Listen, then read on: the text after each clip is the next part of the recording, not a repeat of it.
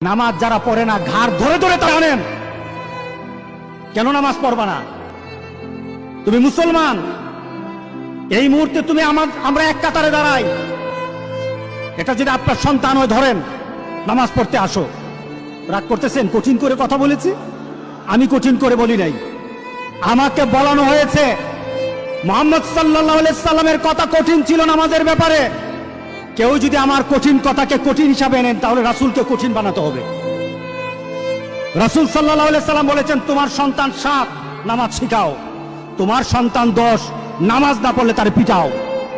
কে বলেছেন? কে বলেছেন? রাসূল বলেছেন। তাহলে রাসূল কঠিন হলেন না? নামাজের ব্যাপারে কঠিন না? নামাজের ব্যাপারে আমরা কখনো সহজ হব না। রাজি আছি তো সবাই ইনশাআল্লাহ? নামাজের ব্যাপারে আমাদের কোনো সহজতা নাই, কোনো কম্প্রোমাইজ নাই, কারোর সাথে আমার সম্পর্ক নাই। নামাজ আছে তো Likey